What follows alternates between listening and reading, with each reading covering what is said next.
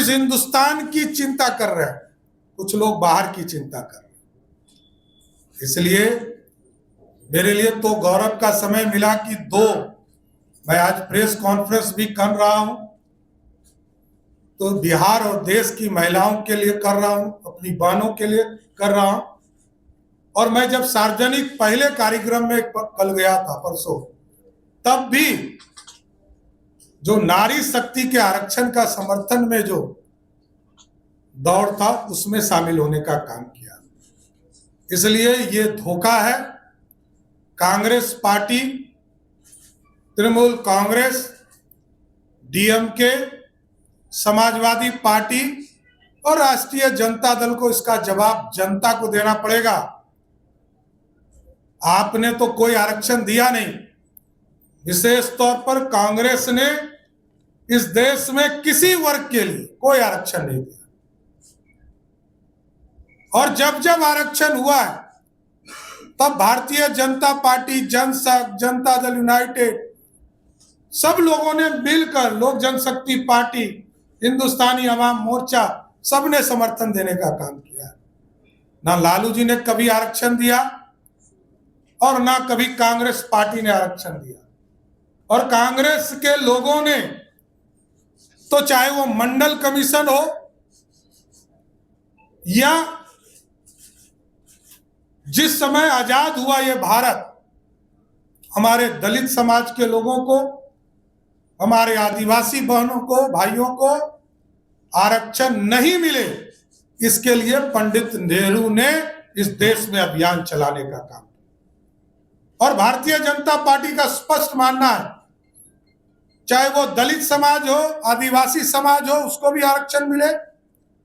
अति पिछड़ों के लिए भी आरक्षण की कल्पना जब सरदेव कपूरी ठाकुर जी ने किया था, तो पंडित कैलाशपति मिश्र जनसंघ के उनके साथ खड़े हुए। और इस देश में जब मंडल कमीशन आया, तब भी भाजपा के समर्थन से इस देश में मंडल कमीशन लागू हुआ था। और जब 75 वर्ष के बाद ये लगा इस देश में अब स्वर्ण समाज के गरीबों की भी चिंता करना है, उसको भी 10% आरक्षण नरेंद्र मोदी की सरकार ने दिया। इसलिए हमें गर्व है कि महिला बिल भी पारित हम लोगों की सरकार ने किया, नरेंद्र मोदी जी की सरकार ने की। बिहार में भी एनडीए की सरकार ने महिलाओं को 50% से अधिक आरक्षण देने का काम किया। और आज जो देश में महिलाओं के साथ धोखा हुआ, इसके खिलाफ पूरा एनडीए एकजुट होकर इस देश में अभियान चलाएगा और उनसे जवाब भी मांगेगा।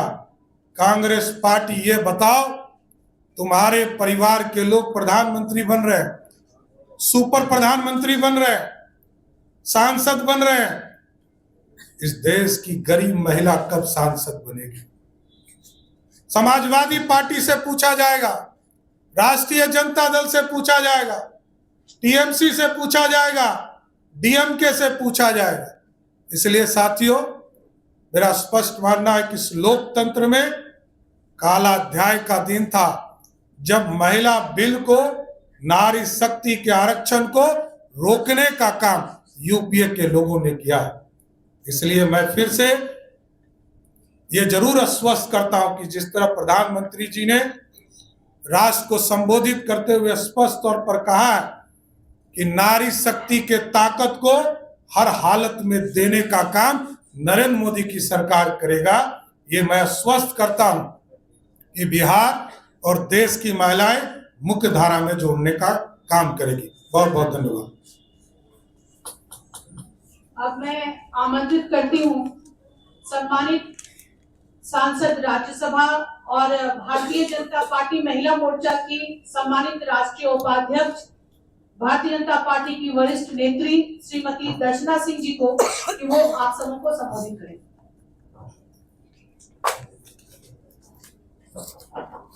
यहाँ आज बेहद महत्वपूर्ण प्रेस वार्ता में उपस्थित बिहार की हमारे माननीय यशस्वी, ये पहली घटना थी जब कांग्रेस, तृणमूल कांग्रेस, डीएमके और समाजवादी पार्टी जैसे लोग खुशी मना रहे थे। दुनिया ने देखा है पहले भी कि लालू प्रसाद जी पहले भी बिल को फड़वाने का काम करते थे, और इस बार तो खुल्लम खुल्ला जिस तरह लोकतंत्र में अपनी घर की बेटी तो सांसद बन जाए, लेकिन दूसरे की बेटी, बहन, परिवार कोई सदस्य नहीं बन सके, सिर्फ यही चिंता है। राहुल गांधी जी की बहन सांसद बन सकती है, लेकिन उत्तर प्रदेश से 1/3 सीट पर बहनें चुनाव जीत कर जाए, ये कांग्रेस नहीं मान सकता। समाजवादी पार्टी में अखिलेश यादव जी की पत्नी चुनाव जीत सकती है, लेकिन वहां से 40 सांसद चुनाव जीत कर जाती बहनें, ये होने देने के लिए इन लोगों ने रोका। बिहार जैसे राज्य में कल यदि बिल पारित होता, 16 तारीख ऐतिहासिक दिन था साथियों, संविधान संशोधन में के लिए विधेयक लाने का काम किया गया, परिसीमन विधेयक आना था, केंद्र शासित प्रदेश कानून संशोधन आया, 3 बिल आने थे और तीनों का खिलाफ इन लोगों ने किया। यह स्पष्ट संदेश देता है कि आज यदि बिहार में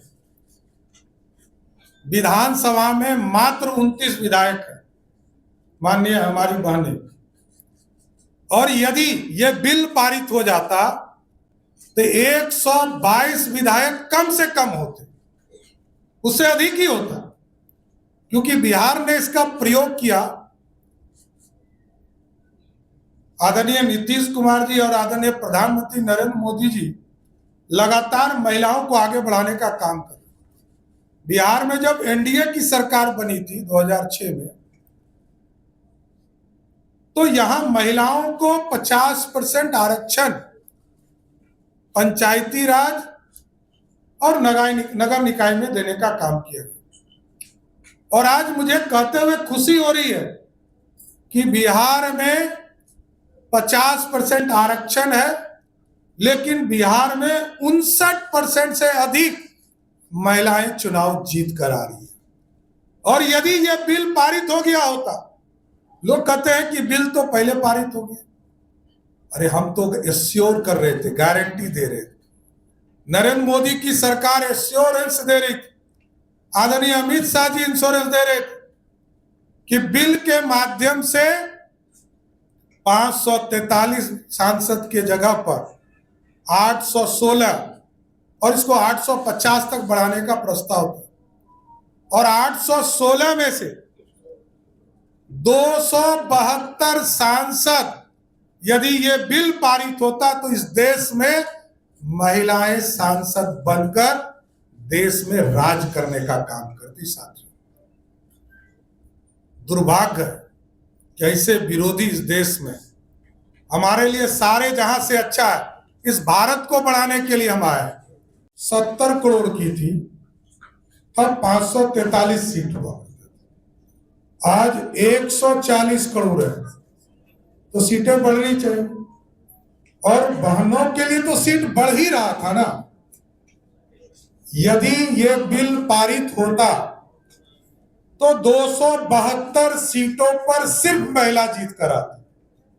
आज बिहार में मात्र 4 सांसद हैं, और यदि ये बिल पारित होता तो पहले दिन गारंटी होती कि बिहार से 20 सांसद हमारी बहनें चुनाव जीत कर जाए।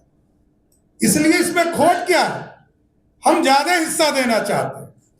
प्रधानमंत्री जी का स्पष्ट मानना है कि महिलाओं का सम्मान बढ़ाना है, हम ज्यादा हिस्सा देना चाहते हैं, और आबादी बढ़ी है इसलिए अधिक सीटों पर जीताना चाहते हैं। टाइमिंग को लेकर सवाल खड़ा कर रहा हूं। और आगे कांग्रेस पार्टी का कहना कहना है कि बीजेपी को पता था कि ये बिल पास नहीं हुआ, इसके बाद आप लोग सिंपैथी करके इसका गेन जो है बंगाल और बाकी राज्यों में चुनाव में लेंगे, क्योंकि उनको पता था कि नंबर्स नहीं है आपके पास। देखिए, प्रत्येक 5 महीने में प्रत्येक बार चुनाव है इस देश में। 4 महीने 5 महीने में एक चुनाव आ जाता है। आदरणीय प्रधानमंत्री जी इसी के लिए इस पूरी व्यवस्था को खड़ा कर रहे हैं। मामला सिर्फ एक ही है, महिलाओं का सम्मान हुआ या अपमान हुआ।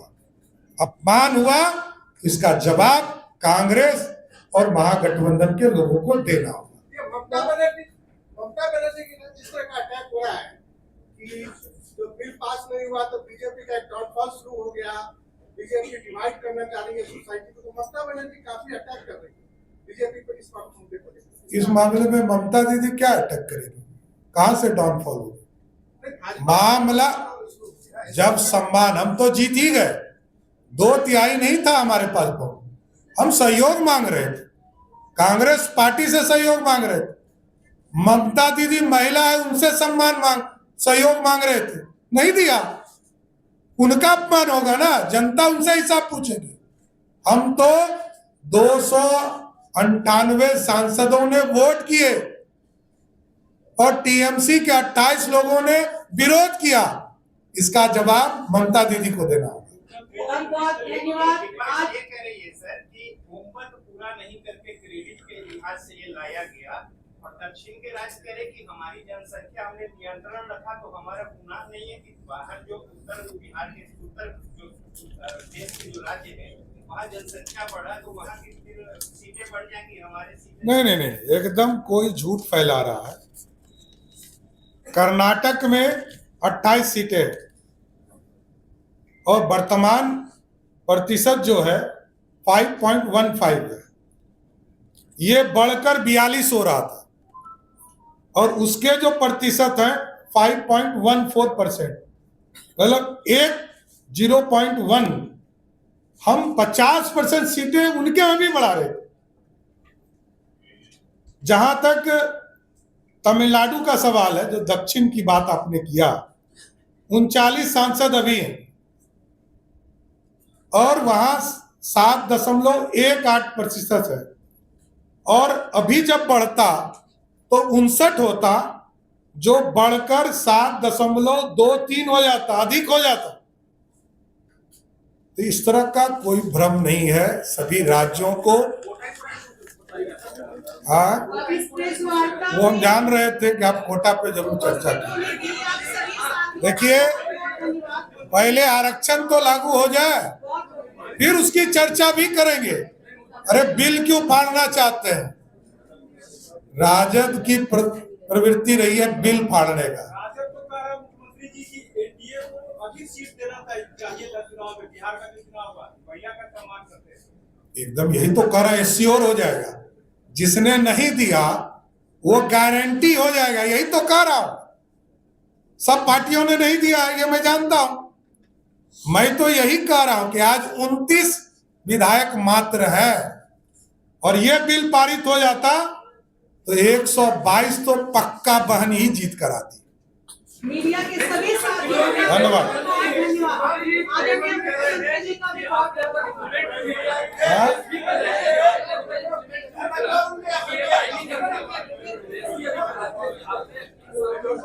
अरे हम बड़ा